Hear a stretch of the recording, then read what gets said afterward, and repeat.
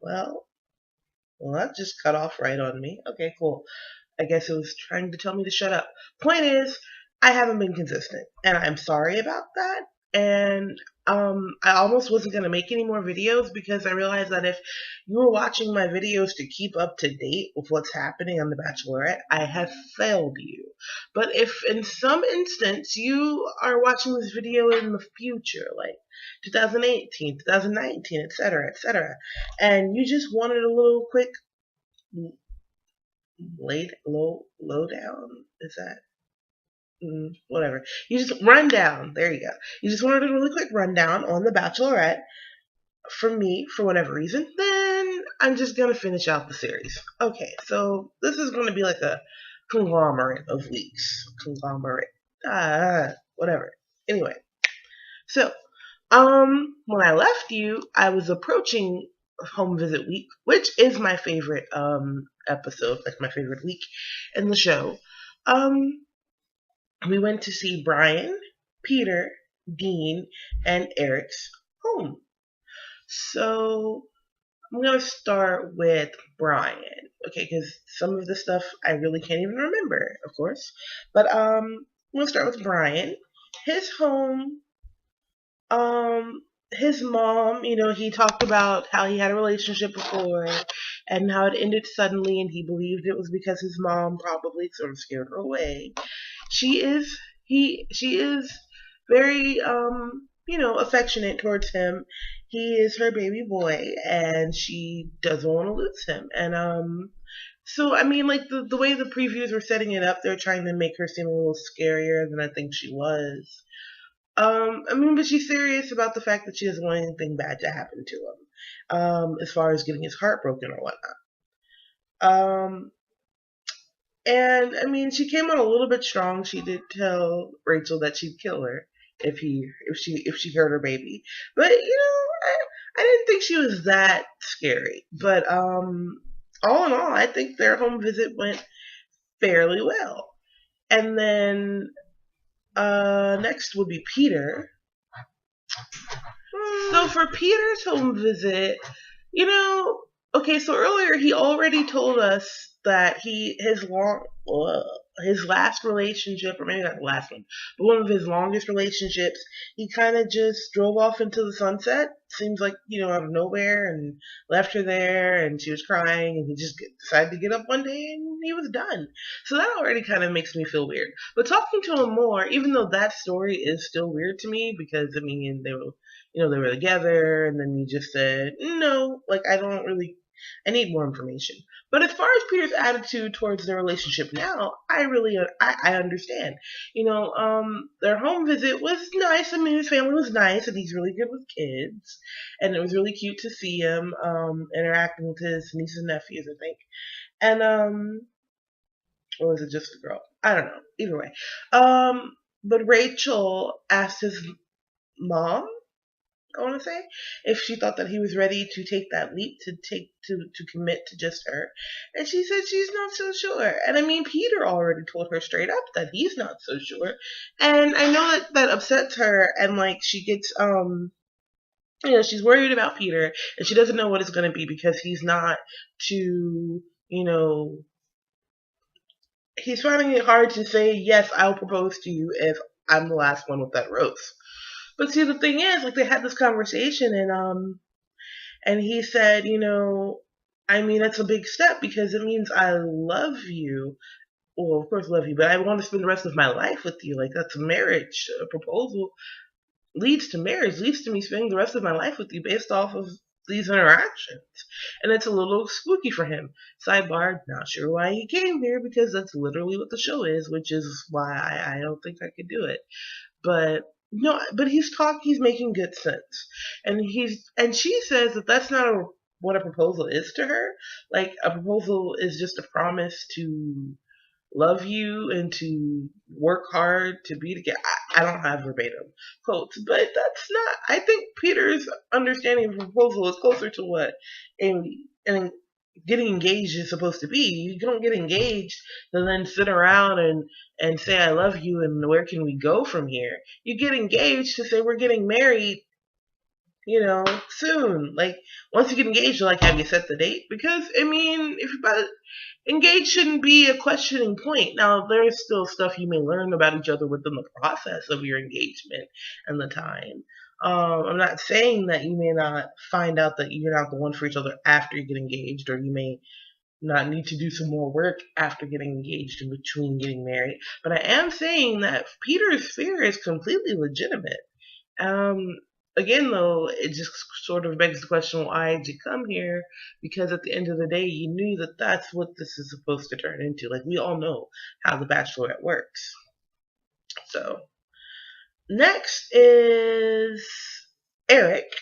Eric's family was nice and welcoming. He said, but he didn't have a lot of support from his mother growing up, or a lot of male figures. But there were some men there. I think his uncle or something. So I don't know if he was just not around when he was a kid, or whatever. But either way, Eric's family was nice and receptive, and I mean, it was just a normal family. There's not a lot to talk about, but he is the first girl that he's brought home. Well, it's technically second. There was his prom date, but and which he's already told us. I mean, she did kind of act a little shocked, but again, we've already done this. He's told us that.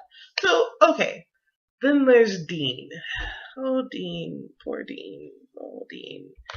Okay, so last week we know that Dean was super uncomfortable just thinking about the home visits that were going to have to happen next week. He was already uncomfortable on the one-on-one date just because he knew that this was a step closer to visiting his family.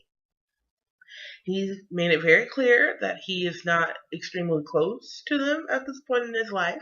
He made it very clear that he feels like his father did not step up to the plate after the death of his mother.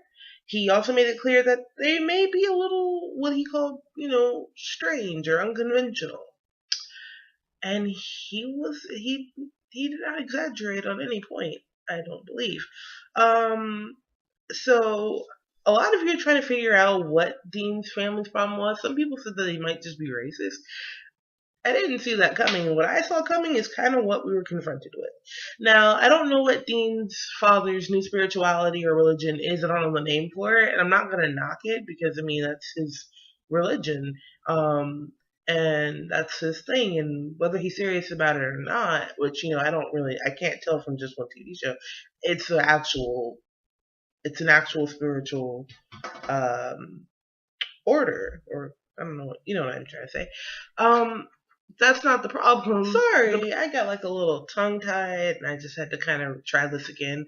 All right, so he seems like, he's just diving into the spiritual world of whatever his new religion is, but he's still very closed off as far as talking about things go, and it is very frustrating. I mean, Dean wanted to talk about how he feels like he wasn't there, and he's just like, well, more or less, well, I don't know what you're talking about, but at some point you gotta get over it, buddy. And I mean, I don't know, it really made me feel bad, because at the end of the day, Dean feels how he feels, and I believe it seems like he did sort of emotionally abandon him after the death of his wife, which is not a new phenomenon, but he's not acting like it happened, and if it does happen, he doesn't want to talk about it. He was just very hostile towards the point. But I guess at the same time, to be confronted with cameras and how your son feels about you at the same time can be a bit much to take in. It was too much. It was so much, and Dean did not want to be there.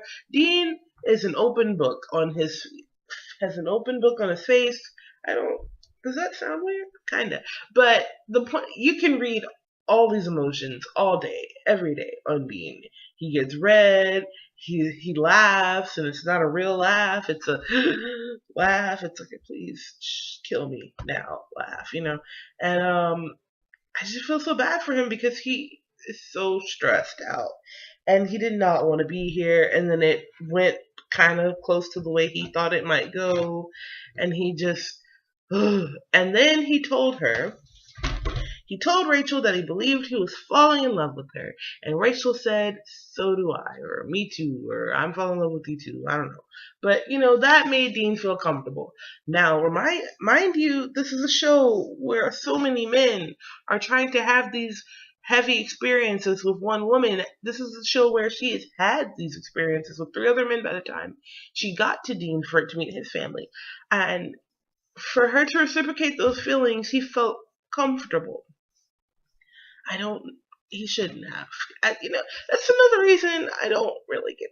I don't think I could do this show because you can't feel comfortable. Just because she said I'm falling in love with you doesn't mean she hasn't already said it three other times. It doesn't mean she hasn't already felt it three other times. And it sucks because, what, that's not normal. You don't usually have to compete with that many other people for love. Not just like you, but I love you. And she said it back, and then he didn't get the rose that night because I guess she felt it a little more for the other three people. My biggest issue is I wish we couldn't. I wish we could have not taken the rose back that episode, but maybe later, just because of all the stress he went through to even get you to meet his family, and he just felt so strongly that if he did, that it wouldn't work out well, and you're like, no, no, no, it's great, and then I fell in love with you, and then to take his rose back that very night, well, not very night, because they're different nights, but I cannot imagine the frustration, the pain, the anger, the confusion, the sadness, the heartache that Dean went through. And I feel so bad for him. And so then that happened, and we went to her home the next week. We went to her home, the leftover men, remaining men, Brian, Dean, and Peter, met her family when, is it Peter? When Peter met her family, they were pretty chill. I honestly don't remember the questions they asked. When Eric met her family, they seemed pretty chill. But by the time we got to Brian, honestly, I think the family was just it was sinking in that this is literally, she's bringing three different dudes here and trying to see, if they mesh well with our family, girl, whatever. I've got questions. And they were just digging into poor Brian. It did kind of upset me at one point. They were like, so, how do you feel about her? Well, when the minute I met her, I knew that I loved her. And that's crazy. It was a bit much. I could see what they were trying to do. They're trying to grill him because Brian does come off kind of slick. He comes off sort of very clean, very perfect answers right on time. When you need him, they're there. He's got it. So I get it. I get the apprehension towards him in general. And again, the idea of I loved her as soon as I stepped off the bus is a little much. But it's kind of in the way they did it. They were just needling in a way that they haven't seemed to have been doing. But are also right in the way that they tell Rachel. Her brother-in-law was actually trying to tell her, Rachel, I don't think you understand. We're trying to help you because you're too emotional to deal with this right now. You are in it, so you can't see things. I'm not emotional. That was her response, and it's well, yeah, you are, because you're okay, Rachel. But so it's just so much to deal with, and this is another reason. I loved her when I met her. Of course you did, because you've been revving yourself up to meet the Bachelorette. Even if Brian's not being slick and he's just being sincere, it's still sincerity that could wear off quickly. You're there in a bubble, like her mom said. And when you get out of that bubble in the real world, then what? Especially with these, oh my gosh, these high-risk adrenaline-filled dates, jumping out of planes and doing this. I don't know if they did that, but you know what I mean, the adventure dates. You're getting your adrenaline running, and then you're in love, or you're in such a beautiful place. You're in love. I don't know. It's too much, man. But anyway, so those were their meetings with her family, and I think they all went fair enough, but just, I don't know, dude. But then we come back, and she,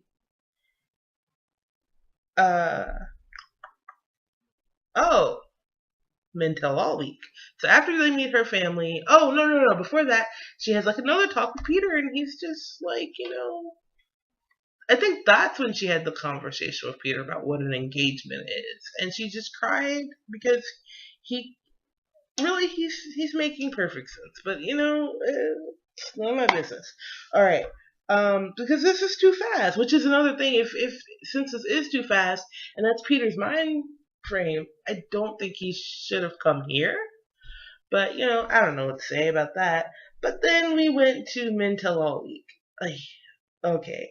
Actually, I feel like I have a few things to say about mental all week. So I'm going to stop this video here, and then I'm going to do mental all week on a separate mental, it's not a week, it's just one night.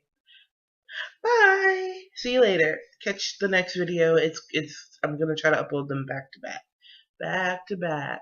Also, it's Monday, so, finale night is tonight, so, okay. Oh.